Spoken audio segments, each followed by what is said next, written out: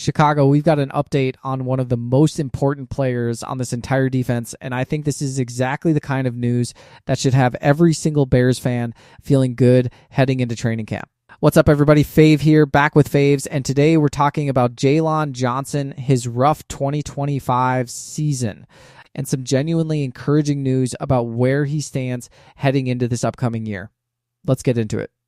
Let's start by being honest about what last season actually looked like for Jaylon Johnson, because you can't appreciate where he's headed in 2026 without understanding just how tough 2025 was for him. Johnson played in only 7 games last season after undergoing surgery to repair a core muscle injury.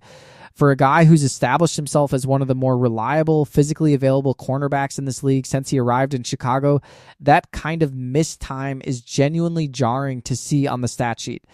This isn't a player with a long injury history. This is a guy who built his reputation partly on being a durable, every-week presence in that secondary, so watching him miss the majority of a season was a real gut punch for this fan base, myself included.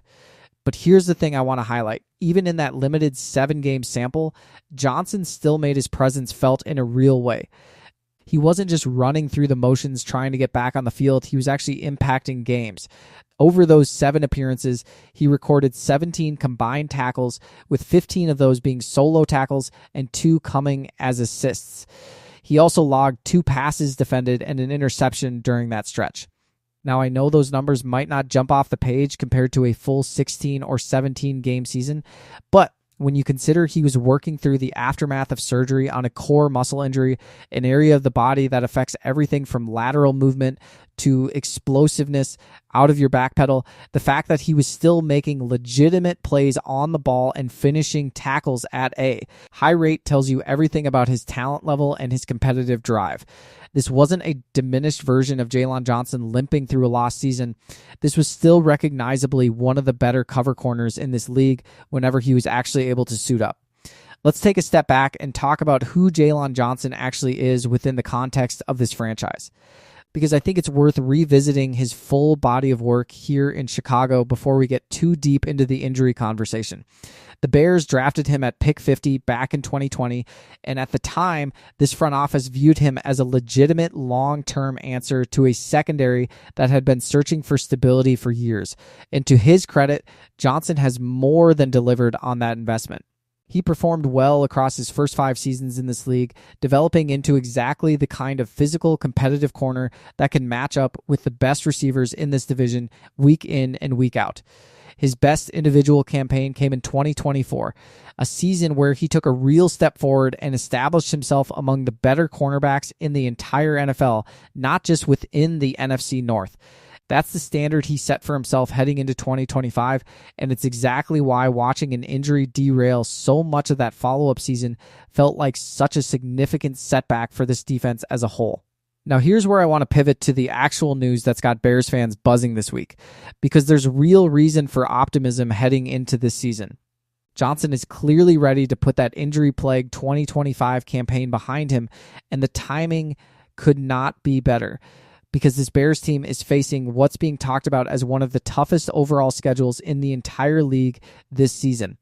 Chicago is set to play 7 primetime games in 2026, which is an enormous number of nationally televised opportunities for this roster to show the rest of the country exactly what this team is capable of.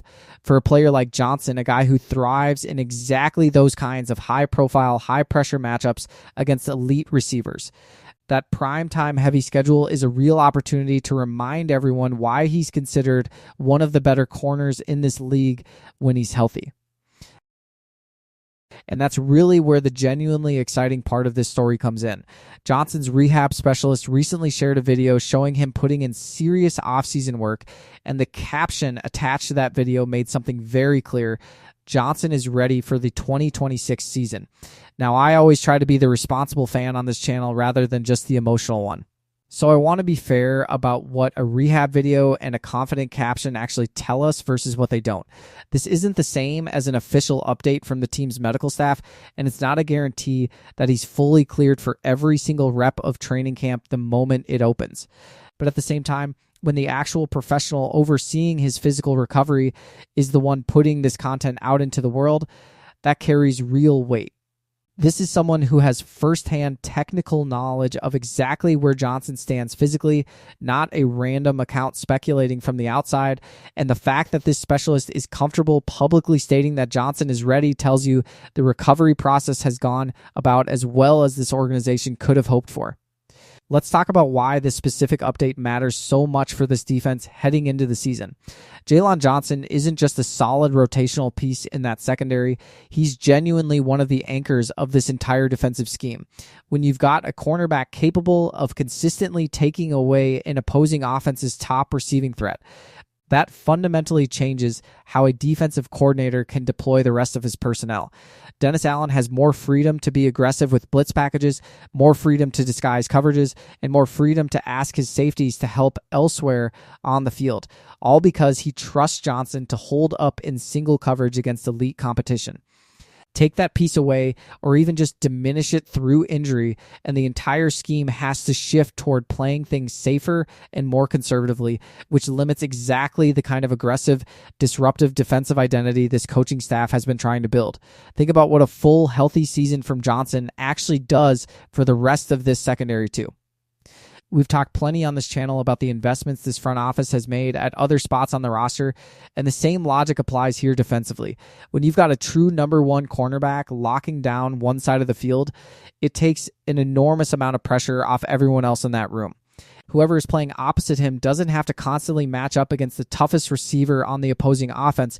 Safeties get more freedom to provide underneath and deep help elsewhere rather than needing to shade coverage toward Johnson's side as a safety net, and the entire back end of this defense simply operates with more confidence and more flexibility. That ripple effect across the whole secondary is exactly why losing him for the majority of last season hurt this defense in ways that went beyond just his individual missed tackles and coverage snaps.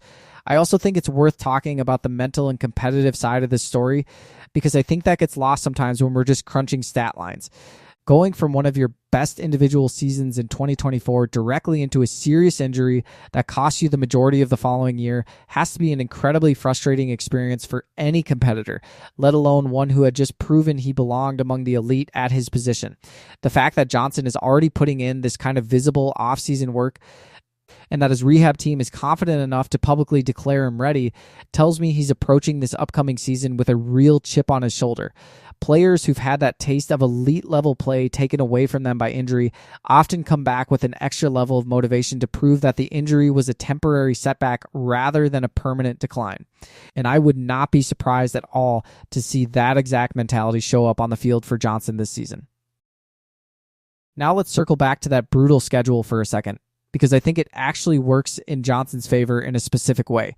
7 primetime games means 7 opportunities for this defense, and for Johnson specifically, to be evaluated on the biggest stage this league has to offer. If Chicago's secondary is going to be tested by some of the better receiving core in this league on a weekly basis, having your top cornerback fully healthy and playing at that 2024 level becomes even more critical than it would be in a more forgiving schedule. This isn't a season where Chicago can afford to have its top corner working his way back into form over the first several weeks. The schedule simply doesn't provide that kind of grace period. So the fact that Johnson appears to be ahead of schedule in his recovery, ready to go rather than easing back in, lines up perfectly with exactly what this team needs given the gauntlet they're about to walk through. Let's also touch on the contract and long-term outlook piece here, because I think it's relevant context for understanding why this update matters so much to the organization beyond just this single season. Johnson has established himself as a foundational piece of this defense over his time in Chicago, and this front office has invested accordingly in keeping him here long term.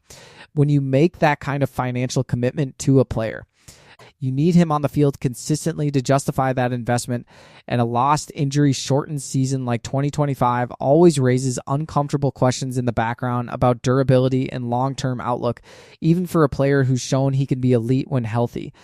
This kind of encouraging off-season update helps put a lot of those quiet concerns to rest heading into camp.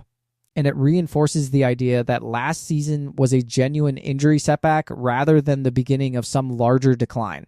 I also want to give some credit to how this organization has handled his recovery process as a whole. We've talked before on this channel about Dan Roush's track record developing players on the offensive side of the ball, But this same organizational patience and trust in the medical and training staff clearly extends to the defensive side too. Rather than rushing Johnson back onto the field last season once he was dealing with that core muscle injury, and rather than pushing him to play through something that could have led to a much more serious setback, it sounds like this organization prioritized a full, proper recovery. That approach costs you short-term availability. There's no getting around that reality. Missing that much time hurts in the moment, but it pays off in exactly the kind of update we're talking about today. A player who's fully healed and genuinely ready to go, rather than a player who came back too early last season and re-aggravated something or dealt with a lingering, nagging version of that same injury all year long. So let's talk about what a healthy, motivated Jaylon Johnson could realistically mean for this defense's overall ceiling heading into 2026. If he can get back to that 2024 level of play, and there's no obvious reason to think he can't given how well this recovery process appears to have gone. This secondary immediately looks a whole lot more formidable than it did for most of last season. Pair that with everything else we've talked about on this channel regarding this defensive front, the Josh Sweat speculation, the continued development of guys like Austin Booker, the health of Dayo Odeyingbo, and you start to see a defense that has real, legitimate top-to-bottom talent if all these individual pieces trend in the right direction simultaneously. Johnson being fully healthy and playing at an elite level is honestly one of the most important variables in that entire equation, because a shutdown cornerback has a way of elevating everyone around him on the back end of a defense. I do want to add one note of caution here, though, because I think it's important to stay balanced rather than getting completely swept up in off-season optimism, which is a trap plenty of fan bases fall into every single July. A rehab video and an encouraging caption are genuinely good signs, but they're not the same as watching him move fluidly through padded practices in training camp. And they're certainly not the same as seeing him hold up physically through the grind of live NFL competition once the games actually start counting. Core muscle injuries in particular can sometimes linger in subtle ways even after a player is technically cleared to play, affecting explosiveness or lateral quickness in ways that don't always show up immediately. So while I'm genuinely encouraged by what we're hearing right now, I think the responsible thing to do is watch closely how he looks once camp actually opens and pads go on, rather than assuming everything is fully resolved based on off-season content alone. That said, I don't want to end this on a note of unnecessary caution, because I think the overall trajectory here is genuinely positive, and Bears fans have every right to be excited about what this update could mean.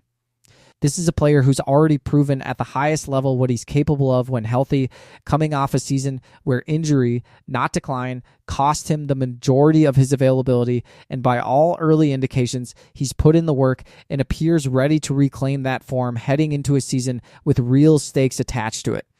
Combine that with a primetime heavy schedule that's going to put this defense, and Johnson specifically, in front of a national audience over and over again, and you've got exactly the kind of storyline that could end up being one of the more important developments for this entire roster's success in 2026. All right, Chicago, that's what I've got for you today. Let me know down in the comments, are you fully buying into this offseason optimism around Jaylon Johnson's recovery, or are you taking a wait-and-see approach until you actually see him in pads during camp?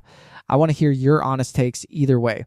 Smash that like button, subscribe to Favs if you haven't already, and I'll see you in the next one.